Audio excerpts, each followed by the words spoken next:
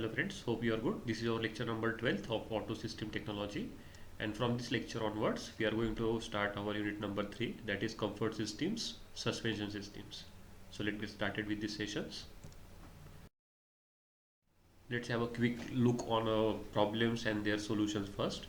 तो आप जानते हैं कि आजकल के रोड के infrastructures, continuous change in वेदर्स conditions and vehicle के ओवरवेट की वजह से काफ़ी सारी दिक्कतें आ रही है. उसके बाद पैट होल्स, रोड के कंस्ट्रक्शन चालू होते हैं, अनइवन और डिफरेंट फ्रिक्शन लेवल्स होते हैं, वो जो कि प्रमोट करता है कि एक्सीडेंटल चांसेस काफ़ी ज़्यादा हो जाते हैं. उसके बाद आपको ये बात पता होनी चाहिए कि nearly 20% accidents are triggered by the infrastructure conditions.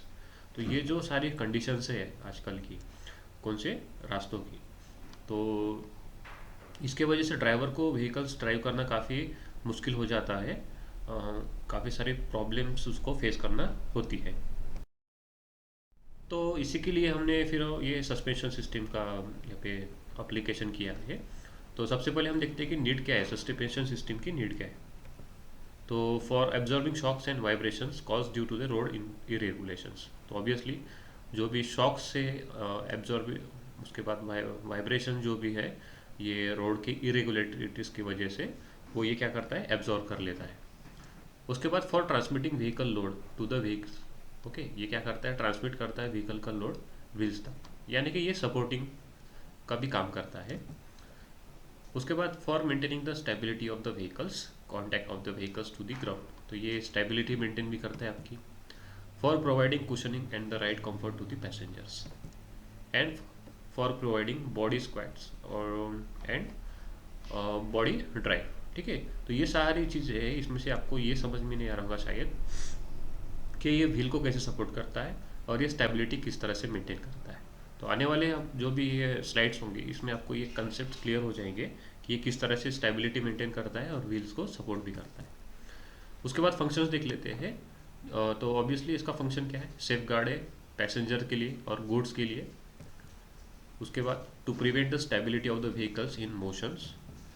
Okay, ये पिचिंग और याविंग क्या है, ये रोलिंग क्या है, मैं आपको अगले स्लाइड्स में अच्छे से एक्सप्लेन करने वाला हूँ. उसके बाद है to provide the wheels always in the contact with the road wheels and the driving cornering brakings. To maintain the proper steering geometry, तो ये स्टीयरिंग जियोमेट्री भी अच्छे से मेंटेन करता है. To provide the stable riding and the cushioning properties. तो ये रहे नीड्स और functions of the suspension systems. और एक बात, to it allows rapid cornering without extremely body roll. ठीक है, बॉडी रोल, पिचिंग और रोलिंग, ये चीज़ें क्या होती है देखते हैं अगले स्लाइड्स में. तो इसकी सबसे पहले देख लेते हैं कि हम रिक्वायरमेंट्स क्या है. तो सबसे पहले स्लाइड्स को आप थोड़ा सा याद कीजिए.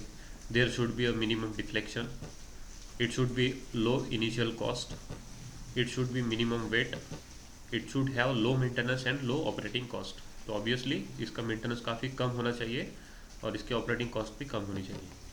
It should have minimum tyre wear, इसका इफेक्ट ज़्यादा टायर पर भी नहीं होना चाहिए. हाँ, तो हम इस बात की कर रहे थे कि पिचिंग क्या होता है, रोलिंग क्या होता है और याव क्या होता है. तो सबसे पहले आप एक व्हीकल कंसिडर कर लीजिए. इसके बाद इसको हम कुछ डायरेक्शंस देते हैं. ये है एक्स डायरेक्शन, वर्टिकल डायरेक्शन को हम जेड से डिनोट करते हैं और जो लेटरल मोशन है उसे हम वाई से डिनोट करते हैं.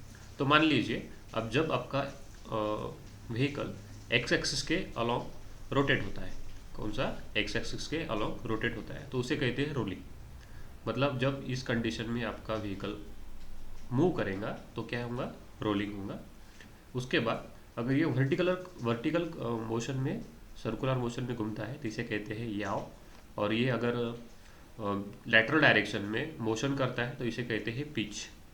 ओके, तो हम यहाँ पे फिर से यहाँ पे देखते हैं कि व्हीकल एक्सिस के सिस्टम्स कैसे होते हैं. रोटेशन पे डिपेंड करता है, roll rotation about X axis, pitch is rotation about Y axis, yaw rotation is about Z axis.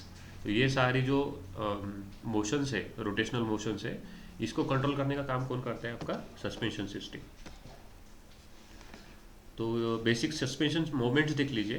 पहला है bouncing, the vertical moment of the completely body. Okay, तो अपना अगर मान लीजिए कि आपकी vehicle up and down motion में कंटिन्यूसली घूमता रहे तो उसे क्या कहते हैं, बाउंसिंग कहते हैं। उसके बाद होता है pitching, rotating movement of all the parts between the springs and road and the portion of the spring weights itself. तो ये कौन सा हो गया, पिचिंग मूवमेंट हो गया।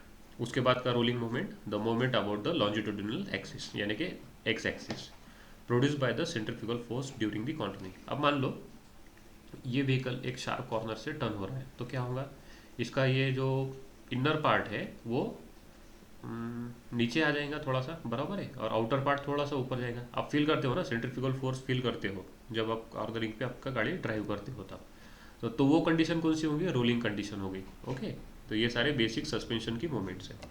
और दो चीज़ें आपको यहाँ पे याद रखनी है, स्प्रंग वेट क्या होता है और अनस्प्रंग वेट क्या होता है।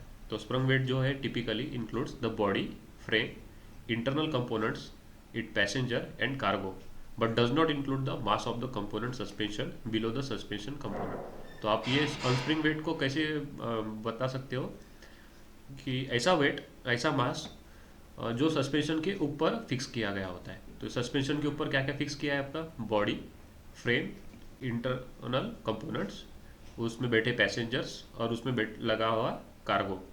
ओके, तो ये हो गए सब आपका स्प्रंग वेट। और उसके अपोजिट अनस्प्रिंग वेट जो होता है वो होता है आपके सस्पेंशन के नीचे वाला पार्ट, यानी कि व्हील्स, व्हील की bearings, brake motors, calipers and many मोर।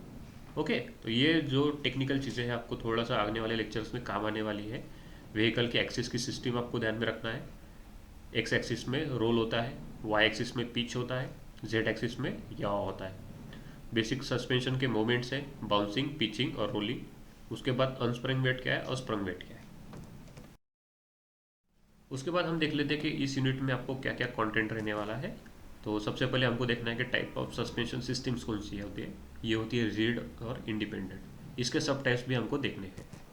उसके बाद हमें देखना है कि सेमी इलिप्टिकल रिप स्प्रिंग क्या है, कॉइल स्प्रिंग क्या होती है, टॉर्जन बार का अरेंजमेंट क्या होता है। उसके बाद हमें देखना है टेलीस्कोपिक शॉक एब्जॉर्बर क्या होता है, गैस सॉरी यहाँ पे सस्पेंशन होना चाहिए था एक्चुअली, गैस फील्ड ऑब्जर्वर क्या होता है। उसके बाद हाइड्रोलिक शॉक एब्जॉर्बर क्या होते हैं। उसके बाद हमें देखना है कि एंटी रोल बार का क्या फंक्शन है और स्टेबलाइजर बार का भी क्या फंक्शन है। एयर सस्पेंशन सिस्टम के बारे में हमें देखना है।